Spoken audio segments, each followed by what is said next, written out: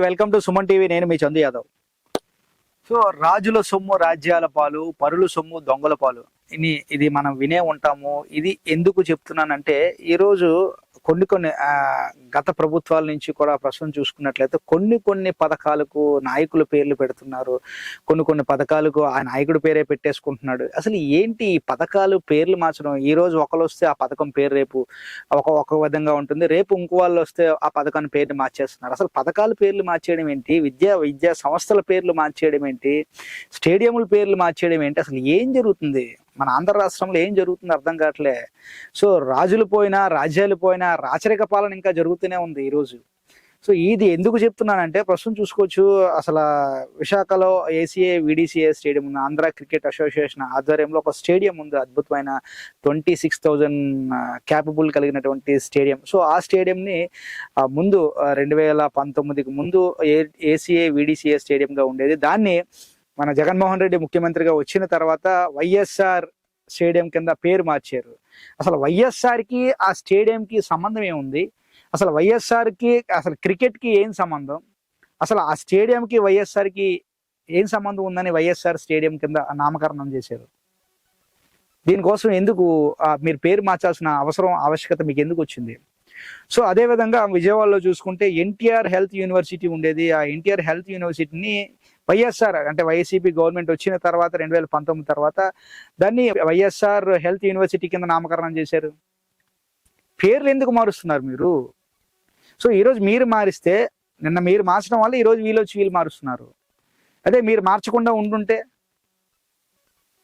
అసలు యూనివర్సిటీ విద్యాలయాలకి ఈ వ్యక్తుల పేర్లు పెట్టడం ఎంతవరకు సమంజసం? అదేమైనా ఆయన స్వతంత్ర సమరంలో పోరాటం చేశాడా?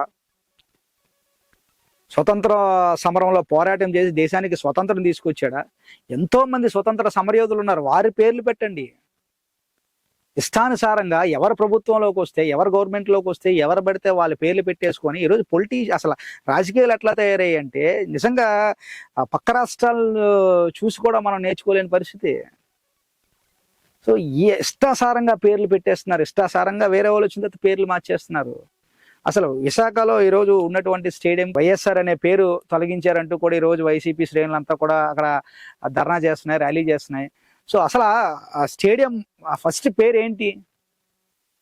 Andhra cricket association. స్టేడియం కట్టిన తర్వాత ఆ పేరు ఉండేది. ఆ పేరుని మీరు గవర్నమెంట్లోకి వచ్చిన తర్వాత వైఎస్ఆర్ ఏసీఏ విడిసిఏ క్రికెట్ స్టేడియంకి నామకరణం ఎందుకు చేశారు? అసలు ఎందుకు ఆయన పేరు పెట్టారు? వైఎస్ఆర్కి క్రికెట్కి ఉన్న సంబంధం ఏంటి? వైఎస్ఆర్కి ఆ స్టేడియంకి ఉన్న సంబంధం ఏంటి? వైఎస్ఆర్ ఏమైనా క్రికెట్ ఆడాడా? వైఎస్ఆర్ ఏమైనా క్రికెట్ ప్లేయరా? ఇలా ఒక వర్గం ప్రజలందరూ కూడా విమర్శలు చేస్తూ ఉన్నారు. ఎందుకంటే వైఎస్ఆర్ మంచిగా ఒక గవర్నమెంట్లో ఉన్నారు, గవర్నమెంట్లో పాలించాడు, మంచి పథకాలు తీసుకొచ్చాడు, ప్రజలకు సేవ చేశారు. ఇది అటువంటి మహనీయమైన వ్యక్తిని ఇష్టాసారంగా ఆయన పేరు పెట్టుకుంటూ పోతుండే ప్రతి దానికి. సో ఒక వర్గం పూర్తిగా వ్యతిరేకం అవుతుంది కదా. అదే స్టేడియంకి మీరు గవర్నమెంట్లోకి వచ్చిన తర్వాత ఒక సచిన్ టెండూల్కర్ పేరు, ఒక అజారుద్దీన్ పేరు, లేకపోతే ఒక మహేంద్ర సింగ్ ధోని పేరు, విరాట్ కోహ్లీ పేరు, రోహిత్ శర్మ పేరు, ఎంతమంది క్రికెట్ ప్లేయర్లు ఉన్నారు, భారతదేశానికి కప్పులు తీసుకొచ్చారు, వాళ్ళ పేర్లు పెట్టండి. క్రికెట్ అంటే తెలియని వ్యక్తుల పేర్లు ఎందుకు పెడుతున్నారు స్టేడియంలకి? ఇది ఎందుకు మీరు గమనించట్లేదు? ఈరోజు మీరు పెట్టారు, రేపు వాళ్ళు వచ్చి వాళ్ళు పెడతారు. ఈరోజు వీళ్ళు పెట్టారు, రేపు ఇంకో గవర్నమెంట్ వస్తే వాళ్ళ నాన్న పేరు, వాళ్ళ తాతగారి పేర్లు పెట్టేసుకుంటే ఏంటి అసలు? నిజంగా ఒక వర్గ ప్రజలందరూ కూడా ఇటువంటి చర్యల మీద పూర్తి స్థాయిలో విమర్శలు సంధిస్తూ ఉన్నారు, ఆవేదన వ్యక్తం చేస్తూ ఉన్నారు. ఎందుకంటే ప్రజాప్రతినిధులందరూ కూడా 10 మందికి ఆదర్శంగా నిలవాలి తప్పితే ఎవరొస్తే వారి స్వలాభం కోసం, ఎవరొస్తే వారి స్వార్థం కోసం, ఎవరొస్తే వారి కుటుంబ సభ్యుల శ్రేయస్సు కోసం విగ్రహాలు పెట్టుకుంటున్నారు కదా. మనం చూడొచ్చు, మహాత్ముల విగ్రహాలు ఉన్నాయి.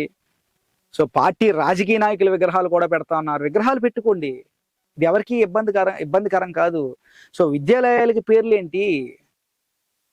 సో విద్యాలయాలు ఏమైనా తీసుకొచ్చింది, లేకపోతే విద్యాలయాలకి సైట్ ఇచ్చింది ఏమైనా మనం అంటే కాదు. సో మన జోబులో డబ్బులు తీసి మనం ఏమైనా సేవ చేసామంటే కాదు, ప్రజల డబ్బే. సో స్వతంత్ర సమరయోధుల పేర్లు పెడితే ఎవరికి ఇబ్బంది ఉండదు కదా, అది ఎవరు మార్చడానికి కూడా ఇబ్బంది కాదు కదా. ఈరోజు నిజంగా వైసీపీ అంటే చాలా మందికి ఆదరణ ఉంటుంది, టీడీపీ అంటే చాలా మందికి ఆదరణ ఉంటుంది, ఎలా జనసేన అంటే కొంతమందికి ఆదరణ ఉంటుంది. సో ఇలా కాకుండా ఒక వ్యక్తి పేరు పెట్టేయడం వల్ల పూర్తిగా ఒక వర్గం అంతా కూడా మిమ్మల్ని విమర్శిస్తుంది కదా. క్రికెట్ అంటే తెలియని రాజశేఖర్ రెడ్డి గారికి, క్రికెట్ తో సంబంధం లేని రాజశేఖర్ రెడ్డి గారికి ఈ రోజు ఆ స్టేడియంకి ఆయన పేరు పెట్టడం ఎంతవరకు సమంజసం అంటూ కూడా కొంతమంది ప్రజలు ప్రశ్నిస్తా ఉన్నారు. వారికి ఏం సమాధానం చెప్తారు మీరు? ఈరోజు కొన్ని పథకాలు చూడొచ్చు, అంటే గత ప్రభుత్వంలో పథకాలు కావచ్చు, ఈ ప్రభుత్వంలో పథకాలు కావచ్చు, కొన్ని పథకాలు మనం చూద్దాం ఒకసారి. ఇప్పుడు 2019 తర్వాత వైసీపీ గవర్నమెంట్ వచ్చిన తర్వాత కొన్ని పథకాలు మనం చూస్తే నిజంగా జగనన్న అమ్మఒడి పథకం, జగనన్న చేదోడు పథకం, జగనన్న తోడు పథకం, జగనన్న విద్యా దీవెన పథకం, జగనన్న వసతి దీవెన పథకం, జగనన్న ఇళ్ల పట్టాల పథకం, వైఎస్ఆర్ ఇళ్ల పట్టాల పథకం, మనబడి నాడు నేడు పథకం, వైఎస్ఆర్ ఆరోగ్యశ్రీ పథకం, వైఎస్ఆర్ బీమా పథకం, వైఎస్ఆర్ చేయూత పథకం, ఇట్లా ప్రతి దానికి వైఎస్ఆర్ ఆరోగ్యశ్రీ పథకం, ప్రతి పథకానికి పోనీ ఏమైనా వారి జోబుల్లోంచి అదేమైనా వస్తుందంటే కాదు. ప్రజల సొమ్ము అది. ప్రజల సొమ్ము చేత వారి పథకాలకి, ప్రభుత్వం ఇచ్చే పథకాలకి ప్రజల్లో ఉండే వాళ్ళ పేర్లు పెట్టండి, మహా నాయకుల పేర్లు పెట్టండి, స్వతంత్ర సమయోధుల పేర్లు పెట్టండి, అబ్దుల్ కలాం పేర్లు పెట్టండి, మంచి సైంటిస్ట్ ఆయన. ఇట్లా ఎవరి పథకం అంటే ఏ ప్రభుత్వం ఇస్తే వాళ్ళ పేర్లు, వాళ్ళ కుటుంబంలో పేర్లు పెట్టేసుకుంటే ఒక వర్గం పూర్తిగా ప్రజలందరూ కూడా విమర్శలు సంధిస్తా ఉన్నారు, ఆవేదన చెందుతున్నారు ప్రజలందరూ కూడా. ఒక వర్గం మిమ్మల్ని దూరం పెడుతుంది. ఇప్పటికైనా అది తెలుగుదేశం పార్టీ కావచ్చు, వైసీపీ పార్టీ కావచ్చు, జనసేన పార్టీ కావచ్చు, అంటే మొత్తం అన్ని పార్టీల వారు కూడా ఆలోచించాల్సింది ఏంటంటే, మీరు ఏదైనా ప్రజలకి సేవ చేసేందుకు ఒక మంచి పథకాన్ని కనుక మీరు తీసుకొస్తే ఆ పథకానికి స్వతంత్ర సమరయోధుల పేర్లు పెట్టండి. లేకపోతే ఆ పథకం ఇప్పుడు మనం చూడొచ్చు, డొక్కా సీతమ్మ ఆహార పథకం, ఆవిడ ఎంతో మందికి ఆదర్శంగా నిలిచింది, ఎంతో మంది పేదవారికి అన్నం పెట్టింది. అటువంటి వ్యక్తుల పేర్లు పెట్టండి, ప్రజలందరూ హర్షిస్తారు. అది ఏ పార్టీ అయినా కావచ్చు.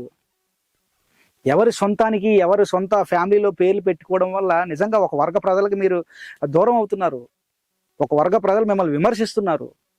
సో ఇప్పటికైనా ప్రతి రాజకీయ పార్టీ కూడా గుర్తించుకోవాలి. ఎందుకంటే ఈరోజు మీ న్యూస్ చెప్తున్నాం అంటే అవన్నీ ప్రజల నుంచి తీసుకున్నటువంటి ఏదైతే ప్రజల అభిప్రాయాలు, ప్రజల భావాలు తీసుకునే ఈరోజు చెప్పడం జరుగుతుంది. కొంతమంది ప్రజలు ఆవేదన వ్యక్తం చేస్తున్నారు.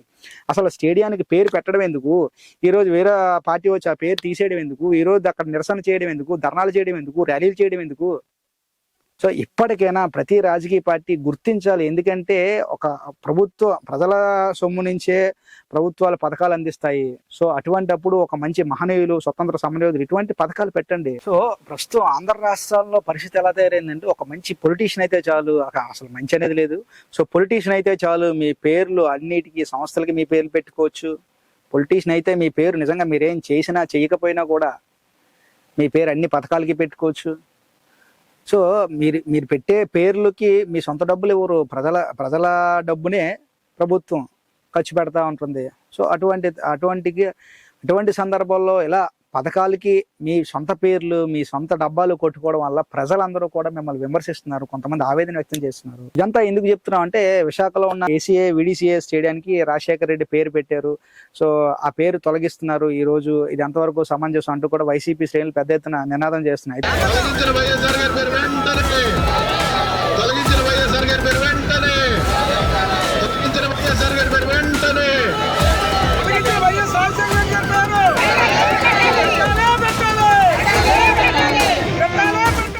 ఇదే విషయాన్ని స్టేడియం అధికారులు కూడా మనం వివరణ కోరితే అటువంటిది ఏం లేదండి, ఇప్పుడు మీరు చూడొచ్చు IPL టికెట్ల మీద ఆ పేరు ఉంటుంది, ఆ పేరు మేమేం తొలగించలేదండి వారు కూడా వివరణ ఇవ్వటం జరిగింది. సో తొలగించడం పెట్టడం పక్కన పెడితే, ఇప్పుడు క్రికెట్ స్టేడియానికి పేరు పెట్టేటప్పుడు ఆ క్రికెట్లో ఎవరైతే ఉన్నతంగా ఉన్నారో, క్రికెట్లో ఎవరైతే సేవలు అందించారో వారి పేర్లు పెట్టండి. విశాఖకి సంబంధించి CK నాయుడు ఉన్నాడు, ఆయన పేరు పెట్టండి ఆ స్టేడియంకి, అద్భుతంగా ఉంటుంది. వరల్డ్ కప్ సాధించారు Kapil Dev, first world cup Kapil Dev, వీళ్ళందరూ ఉన్నారు, రవిశాస్త్రి, గవాస్కర్, వీళ్ళందరిలో ఎవరొకరు పేరు పెట్టండి.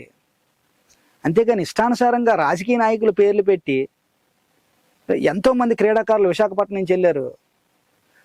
సో ఆయన పేరు నచ్చక చాలా మంది క్రికెట్ ఆడకపోతే, ఆ స్టేడియంకి రాకపోతే, స్టేడియానికి రాజకీయ నాయకుల పేర్లు ఏంటండి? సో ఇదే చాలా మంది ప్రజలు అడుగుతా ఉన్నారు. దీనికి ఏం సమాధానం చెప్తారు మీరు? సో ఎప్పటికైనా ప్రజల ఆవేదన వ్యక్తం చేసుకొని ప్రతి పార్టీ నాయకులు కూడా ఆలోచన చేయాలి. ఎందుకంటే మనం చేసే మంచి పని, అంటే సాధారణంగా అప్పట్లో చెప్పేవారు, కుడి చేసిన సాయం ఎడం చేతి తెలియకూడదు అంటారు. ఈ రోజుల్లో అందరూ కూడా పబ్లిసిటీ కోసమే చేస్తున్నారు. సో ఎప్పటికైనా రాజకీయ పార్టీ నాయకులు కావచ్చు, అన్ని పార్టీలు, తెలుగుదేశం పార్టీ కావచ్చు, జనసేన కావచ్చు, వైసీపీ కావచ్చు, బీజేపీ కావచ్చు, అన్ని పార్టీలు కూడా ఒకసారి ఆలోచించాలి. ప్రజలకు అందించే పథకాలు మీ పార్టీ డబ్బుల నుంచో మీ సొంత జోబులోంచే ఇవ్వట్లేదు. సో ప్రభుత్వం నుంచి అంటే ప్రజలు కట్టే పన్నుల ద్వారా వారి పథకాలు వారికే ఇస్తున్నారు. అంటే వారి డబ్బుని మీరే పథకాల రూపంలో అందిస్తున్నప్పుడు ఒక మంచి మహాత్ముల పేరులో, స్వతంత్ర సమరయోధుల పేరులో, లేకపోతే సమాజంలో ఉన్న మంచి వ్యక్తుల పేర్లు పెట్టి అందించినట్టయితే ప్రజలకి ఆనందంగా ఉంటుంది, మీకు ఆనందంగా ఉంటుంది. ఇంత మంచి సర్వీస్ చేసినందుకు అందరికీ ఆనందంగా ఉంటాయి. అట్లా కాకుండా ఇష్టానుసారంగా మీ కుటుంబ సభ్యుల్లో పేర్లు పెట్టేసుకోవడం వల్ల ప్రజలకు దూరం అవుతారు. కొంతమంది ప్రజలు ఆవేదన వ్యక్తం చేస్తున్నారు. సో ఇప్పటికైనా ఇటువంటి నిజంగా ఇదే విషయం పైన ఎవరైనా హైకోర్టులో పిల్లి కనుక దాఖలు చేసి ఉంటే అసలు ఏంటి, ప్రభుత్వ సొమ్ముతో ప్రజలకు అందించే పథకాలతో మీ పేర్లు ఏంటి, మీ సొంత పేర్లు ఏంటి, మీ తల్లిదండ్రుల పేర్లు ఏంటి అని ఎవరైనా ఒక హైకోర్టులో పిల్లి వేస్తే నిజంగా అలా వేయాలనే కోరుకుంటున్నాను. ఎందుకంటే ఒక నార్త్ కొరియా ఉంటుంది, నార్త్ కొరియాలో కిమ్ ఉంటాడు, సేమ్ కిమ్లా తయారవుతుంది ఈరోజు ఆంధ్ర రాష్ట్రం కూడా. ఎందుకంటే ఎవరికి నచ్చినట్టు వాళ్ళు చేసుకుంటా పోతారు. ఇది మన నార్త్ కొరియా కాదు కదా. సో ఎప్పటికైనా ప్రతి రాజకీయ పార్టీకి సంబంధించిన నాయకులందరూ ఆలోచన చేయాలి, ఆలోచించి దీని మీద ఉన్నతంగా నిర్ణయం తీసుకొని ముందుకు వెళ్ళాలని అందరితో పాటు మనం కూడా కోరుకున్నాం. చూస్తూనే ఉండండి సుమన్ టీవీ.